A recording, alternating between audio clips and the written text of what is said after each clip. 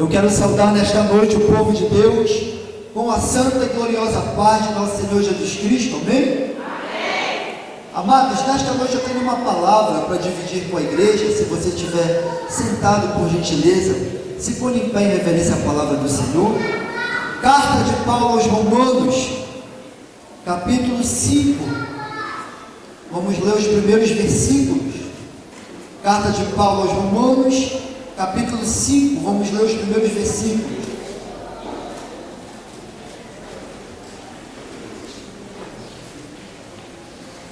Enquanto você abre sua Bíblia, você aproveita para abrir bem o seu coração, para ouvir o que Deus tem para falar conosco esta noite.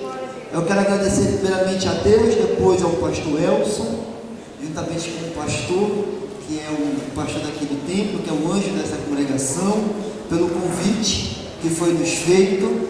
Quero agradecer pela oportunidade de estar aqui junto com os meus amados irmãos cantores, pregadores, pastor Salatiel, o pastor que é pai do pastor Salatiel. Eu tive a honra de vir com eles ali do Rio de Janeiro para cá, para Valença, e todos os meus amados irmãos aqui nessa noite, cantores, pregadores, que eu não conheço por nome, mas o Deus a qual nós adoramos conhece todos vocês e tem o nome de todos escrito no livro da vida. Fica as minhas congratulações, amém? Todos já acharam, amados?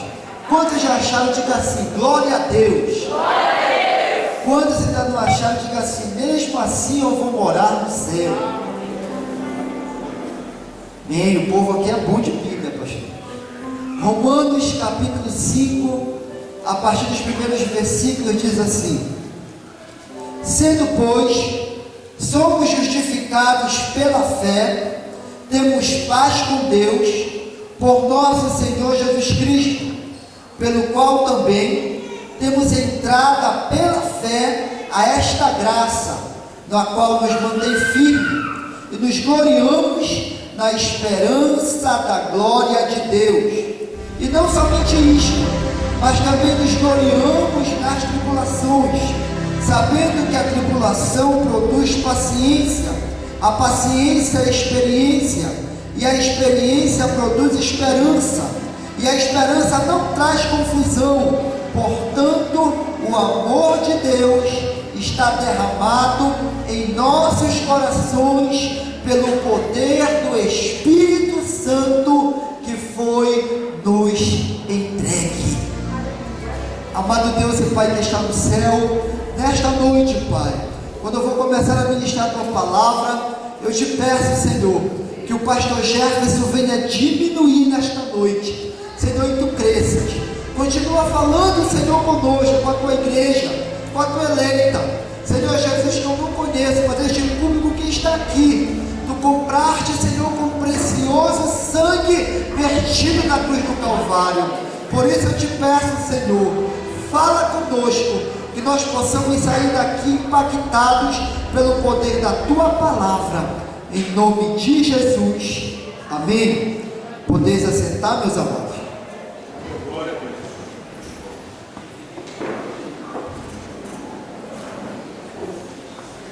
Amados irmãos, preste atenção para cá.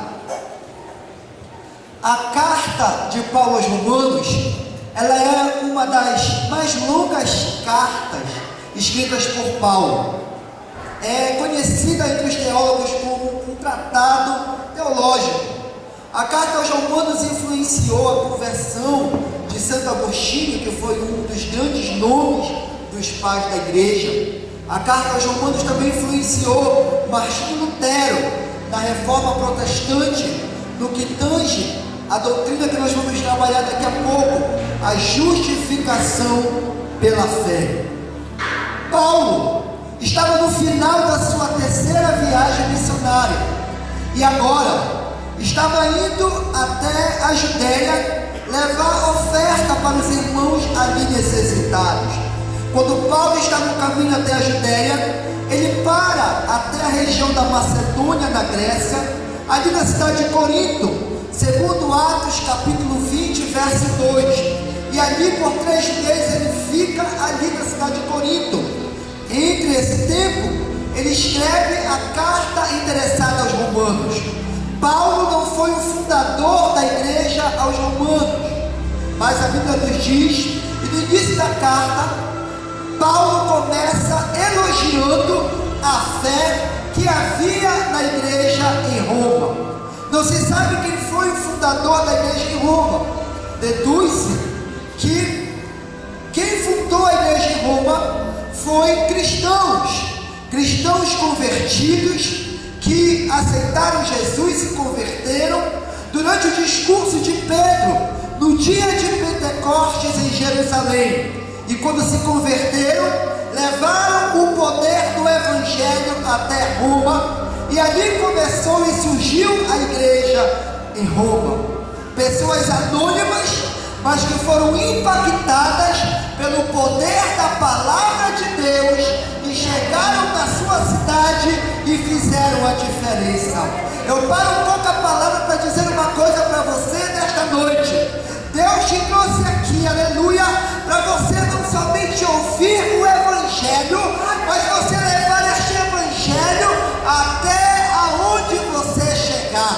Talvez a tua foto não esteja no cartaz, talvez a tua foto não esteja no destaque, aleluia, mas como aqueles anônimos ali que se converteram, Deus também te diz assim: você pode ser anônimo para a terra, mas o teu nome já está escrito no livro da vida, e Ele te chamou para impactar, aleluia, a cidade de Valença.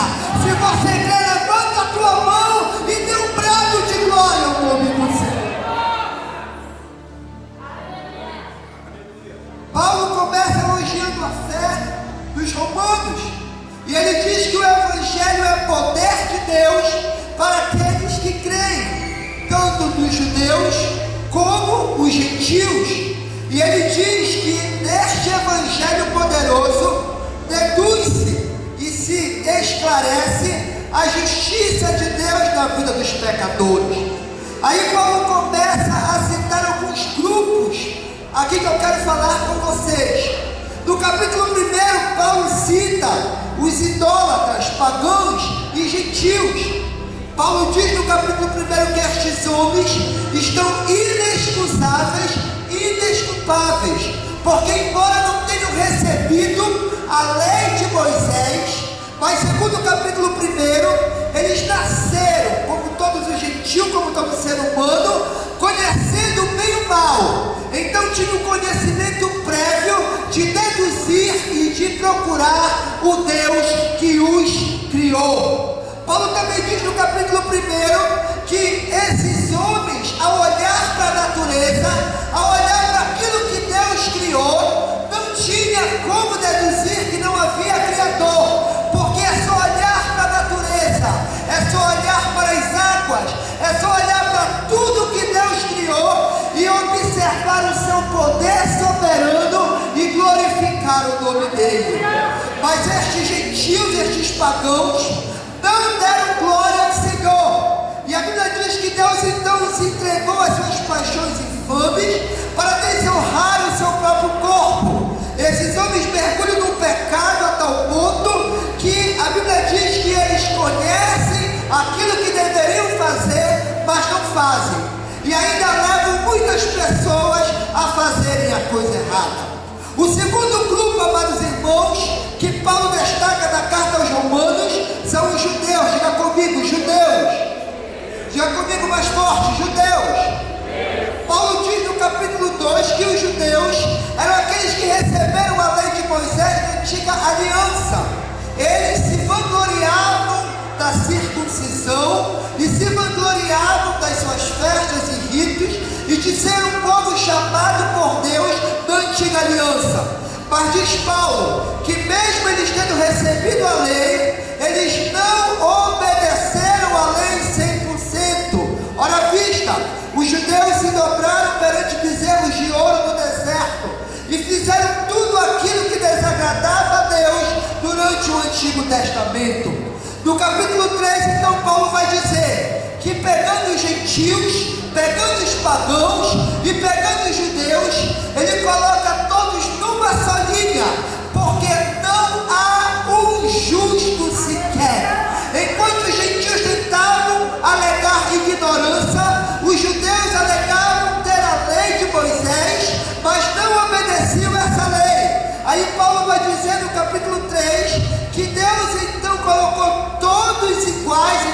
desigualdades e disse: todo o homem pecou, não há um justo sequer, não há ninguém que se entenda, todos carecem da glória de Deus. E a Bíblia diz então que Deus, ao ver a situação precária que o homem se encontrava, Ele então trouxe uma solução. E o capítulo 3, Paulo aponta a solução que Deus entregou para resolver este problema do pecado da humanidade. Paulo diz então que Deus resolveu então escolher um substituto para o homem. Ele resolveu solucionar o problema do homem através de um ato. Diga comigo, um ato. Diga comigo mais forte, um ato. Um ato de justiça, que não acontecia aqui, mas acontecia lá no tribunal de Deus. O homem estava sentenciado, o homem estava condenado, o homem não poderia ser salvo pelas suas obras, nem pelos seus méritos, e nem por tudo quanto fazia. Mas Deus, aquele que amou o mundo e amou o ser humano de tal maneira, aleluia, Ele resolve este problema. Ele resolve enviar o seu filho, o seu único filho, para vir à terra. E este filho veio à terra com um propósito, diz Paulo, aleluia, morrer e se entregar por todos nós pecadores. Ele foi moído pelas nossas transgressões, e o castigo que estava sobre nós, Ele levou sobre si, aleluia, e pelas suas pisaduras nós fomos sarados. Deus vê a situação do homem, aleluia, então Ele tira toda a iniquidade, todo o pecado do homem, e coloca sobre o seu filho, naquela cruz do Calvário, aleluia. E a Bíblia diz então que o homem que era injusto, agora vai ser justificado, aleluia, porque Deus vai tirar toda a justiça do seu filho e colocar na conta do homem, aleluia, e ele então passa de pecador, de injusto, a ser justificado pelos seus méritos, não, pelas suas obras, não, através do sacrifício vertido na cruz do Calvário.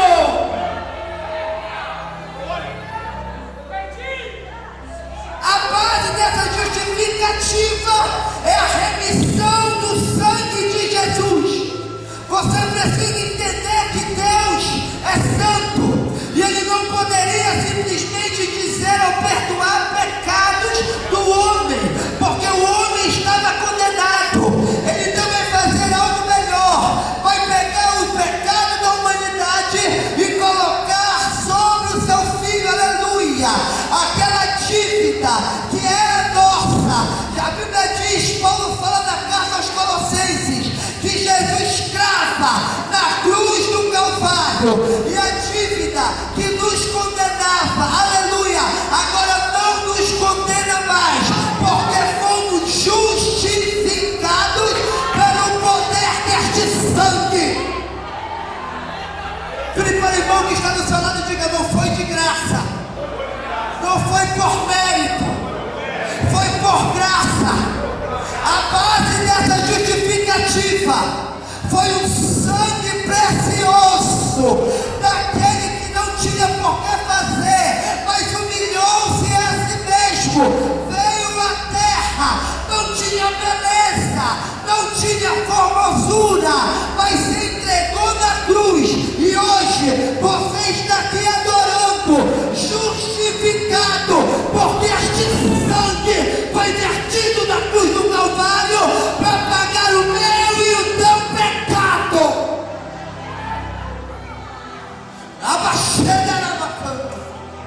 Essa é a base da justificativa. E agora no capítulo 5, que nós lemos aqui, eu quero citar alguns frutos, algumas consequências que vêm desta esta justificativa. Como é que o ser humano foi justificado? A base foi o sangue e o sacrifício de Cristo. Mas nós, seres humanos, pecadores, injustos, passamos a ser justificados quando olhamos para o sacrifício de Cristo vertido na cruz do Calvário e nos apropriamos deste sacrifício. Aleluia, por obras não, por mérito não, porque não merecíamos, mas apropriamos através da fé. O ser humano creu no Filho de Deus, e quando creu, a partir daquele momento, passou a ser justificado. Aí Paulo vai dizer aqui, a consequência daqueles que foram santificados e justificados através da fé. Vire para o irmão que está do seu lado e diga: eu sou deles. Jesus pagou este preço, foi por mim, Ele morreu por mim. Se hoje, aleluia, a dívida do pecado está salva na minha vida, foi porque Ele se entregou naquela cruz, aleluia. E hoje esta dívida que era minha, não tem mais saldo devedor na minha conta. Paulo vai dizer: sendo pois justificados pela fé, temos paz com Deus. É o primeiro fruto que eu quero que você entenda, que faz parte da justificação pela fé. Quando você creu no Senhor Jesus, você foi justificado. O teu pecado foi levado na cruz. Você não deve mais nada. A dívida foi paga. E agora aquele documento está dizendo assim de você e de mim: justificado. E o primeiro fruto, Paulo vai dizer que aqueles que são justificados pela fé têm paz com Deus. Paz com Deus por quê, pastor Jefferson? Paz com Deus não é um sentimento. Paz com Deus é um estado. A partir do momento que você foi justificado por Cristo na cruz do Calvário, você se torna de injusto para a posição de justo. Eu vou repetir para ver se você entendeu. A partir do momento que você foi justificado pelo sangue do Cordeiro através da fé, você que era pecador, injusto, réu do inferno, passa a ser agora chamado Filho de Deus. Aquela barreira de separação, aleluia, que separava você de Deus, foi quebrada. Eita, glória a Deus. Essa é a diferença da igreja para o ímpio, porque enquanto o ímpio prefere viver segundo seus pecados e suscitando a ira de Deus, levanta a tua mão. Você que faz parte da igreja foi justificado e agora tem paz com Deus. Não é mais uma pecadora consequente. Você agora é filho. Você agora é filha. Você faz parte agora, aleluia. Alma cheia canta. Deixa eu ver quantos nesta noite foram justificados. Você não é mais injusto. Agora você é filho de Deus. É outro nível, pastor. O segundo fruto, diz Paulo, verso 2: pelo qual temos entrada pela fé através da graça. Paulo está dizendo que no dia que fomos justificados por Deus através da fé, que é a base instrumental, o nosso status mudou. Quem está comigo, diga glória. Você deixou de ser pecador, deixou de ser réu do inferno, deixou de ser injusto para ser filho de Deus. A barreira quebrou e agora, aleluia, vem o segundo fruto. Você tem livre acesso à graça de Deus. Esse livre acesso que Paulo está falando é como um súdito que precisa entrar até a presença da sua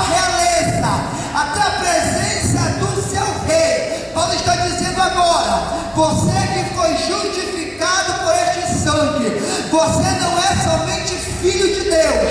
Agora, a barreira de separação foi quebrada e você tem livre acesso à presença e ao trono de Deus. No Antigo Testamento, lembra? Só podia entrar na presença de Deus no santuário, aleluia, o sumo sacerdote, uma vez por ano. Quem é bom de Bíblia que sabe, uma vez por ano entrava no lugar santíssimo para oferecer sacrifício, primeiro por ele, depois pelos judeus, e ali ele oferecia o sangue daquele animal ali, uma vez por ano, para a remissão de pecado, e era somente ali que acontecia a entrada no Santo dos Santos. Mas levanta a tua mão, eu tenho uma palavra profética de Deus para você. Paulo está falando na carta aos Romanos: agora você foi justificado pela fé, a barreira de separação quebrou, o véu se rasgou, de alto a baixo. Ele não foi de baixo para cima, foi de cima para baixo. Era Deus dizendo: a partir de agora o véu está sendo quebrado, não vai ter mais dia nem hora nem lugar para entrar na minha presença, porque o sangue do meu filho dá garantia para a minha igreja entrar na minha presença a hora que quiser. Levanta a tua mão e começa a adorar isso. Vai adorando, vai adorando. Se você adorar agora, você pode entrar nessa presença. Se você estiver no teu carro dirigindo, você tem livre acesso à graça. Se você estiver no teu trabalho, você pode clamar e ele vai te ouvir. Não precisa mais intermediário, não precisa mais mediador. Você tem livre acesso à presença e o trono de Deus.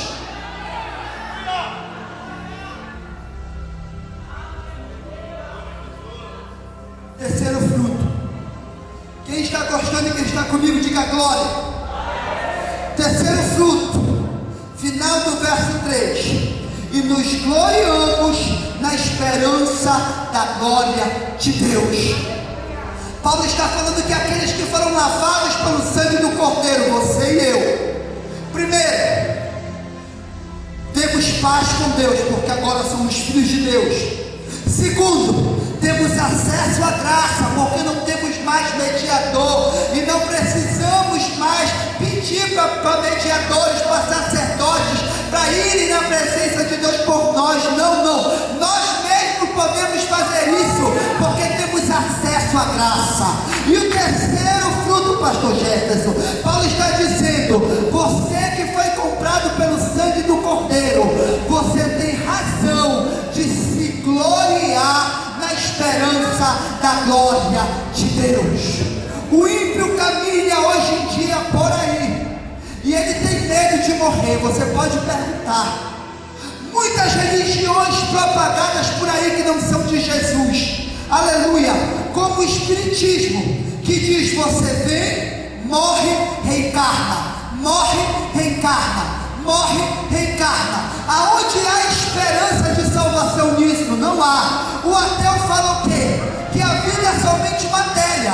Você morre aqui e se acabou aqui. Aonde há esperança nisso? Mas Paulo está falando aqui no verso 2 do capítulo 5, que aqueles que são justificados pelo sangue do Cordeiro têm esperança de salvação na glória de Deus, porque sabe, aleluia, que essa vida é passageira, e quando morrer, aleluia, vai iniciar uma vida melhor na presença do Pai, porque viver, aleluia, para mim é Cristo e o morrer é lucro. Tem gente que tem medo de morrer, tem gente que tem pavor de morrer, mas você não precisa ter medo, porque você, aleluia, foi chamado por Deus, justificado, e você tem esperança e tem como se gloriar nessa presença gloriosa, aleluia, de saber que se você morrer aqui, fechar o olho aqui,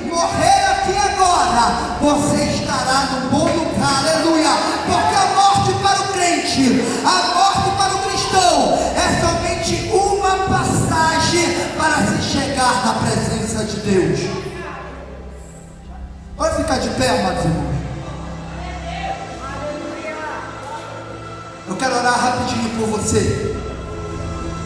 Você que está desanimado, você que quer aceitar esse Jesus, porque a palavra de Deus é clara, não basta dizer que conhece Jesus, você tem que crer, tem que aceitar esse Jesus como seu único e suficiente Salvador, para que esses frutos sejam produzidos na tua vida, aleluia.